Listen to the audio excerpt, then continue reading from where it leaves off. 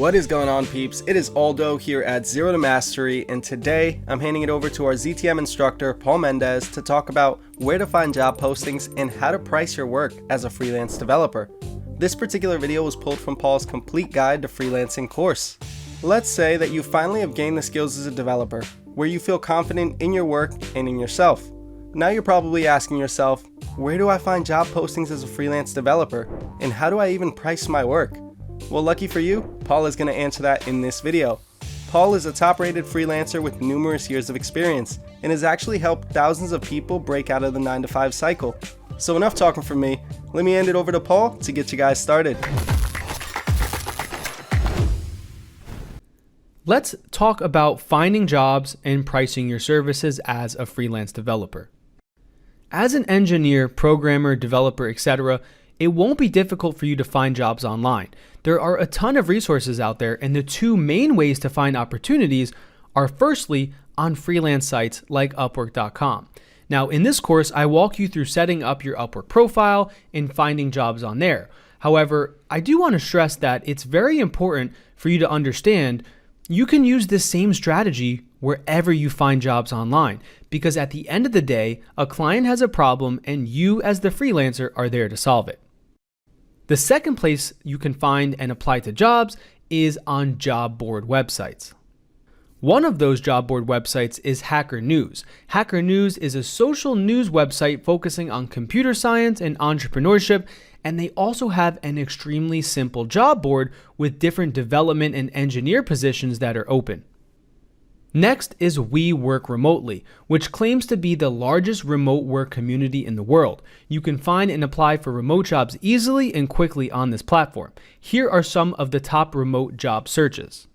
You can see 100% remote jobs, remote WordPress jobs, remote Python jobs, remote PHP jobs, remote React jobs, JavaScript, Java, etc. And within there, you can click it, you can open it, and then you can begin to go see every single job position that is open based on the skill set that you have chosen.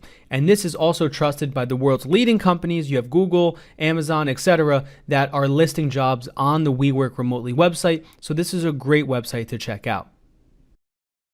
In addition, Design Modo is a website designed for hiring remote and full-time web designers and developers, and they boast over 800,000 monthly viewers, over 550,000 social followers, and over 143,000 email subscribers. So this is a website that is designed specifically for remote and full-time jobs for web designers and developers. So if you fall into that category, this is a great website to check out for any open job positions that may suit your specific liking. Next is Remote OK, which is a website that promotes the motto, work anywhere, live anywhere. They also claim to be one of the #1 remote job boards where you can find developer and engineer jobs. Lastly is AngelList Talent, which is a massive startup community which you can find remote tech company opportunities. They claim to be the #1 startup community specialized in remote and local technical talent and opportunities.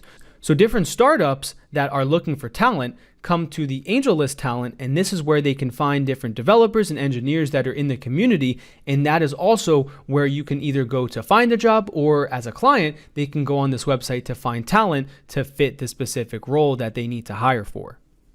Now, let's talk about pricing your services as a developer or an engineer.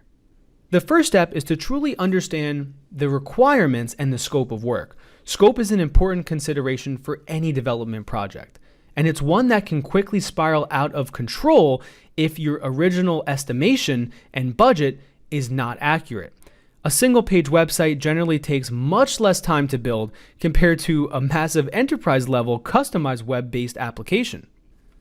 You can also reduce the cost of a project by requesting a minimum viable product, also known as an MVP. This type of project includes the very minimum amount of features and design needed for you to test it in the market. This will help reduce your scope, and you can always expand the MVP should the project be successful.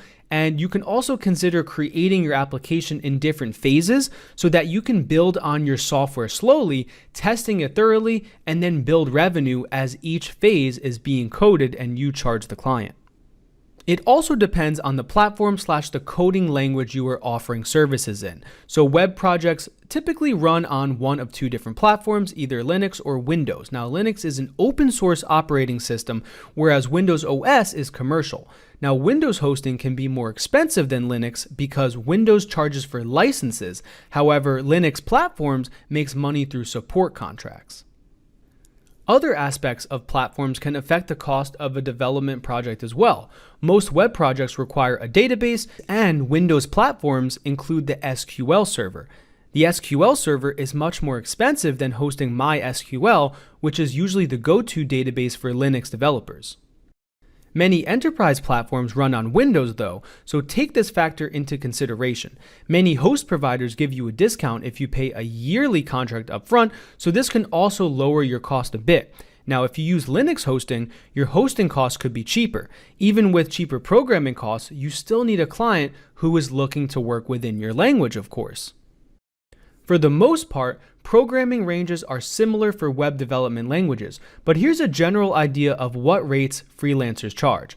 A basic one-page site, just a one page of coding, a basic lead gen page or landing page, is an average hourly rate of $15 to $40 plus per hour. Next is CMS code customization. So basic customization of a theme's code or general functionalities of a common CMS platform. Average hourly rates for that are between $30 to $75 plus per hour. Next is full custom site code. Building a design from scratch with custom code and design elements is obviously going to be much more labor intensive and is usually a large project that requires coding from the ground up. For this specific type of project, the average hourly rates are anywhere from $75 an hour to $100 plus.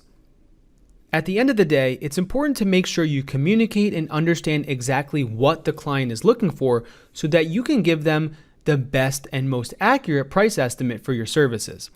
Most development times are slightly above or below an estimate because long coding projects are difficult to accurately estimate from the start.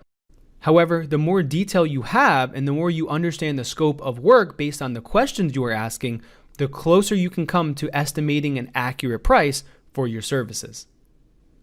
Now let's talk about getting to the truth. And as a freelance developer, one of the most important and challenging parts of your role is to ensure that you understand exactly what the client actually wants produced. A lot of times this is different than what the client thinks they want produced or what they include in the job description. So it's up to you to get to the truth of the matter so you can deliver the best work so the client's happy, and then you can get good reviews, which will help propel your career forward.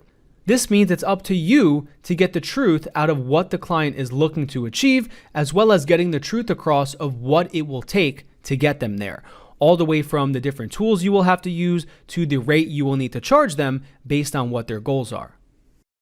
Since projects can be difficult to estimate an exact price for when you're just starting out freelancing as a developer, I do suggest that you begin charging on an hourly basis. Eventually, you can move to a retainer-based project basis down the line when you are more comfortable with your scope of work, price estimates, and you have more experience delivering the type of work that you are doing as a freelancer. Aldo here again. Hope you enjoyed the video. If you found this video helpful, you would absolutely love Paul's complete guide to Freelancing Course. He dives into everything you need to know regarding creating and optimizing your Upwork profile, connecting with clients the correct way, delivering on your value, and so much more. More information on that in the description below. But that's it for today, and until next time.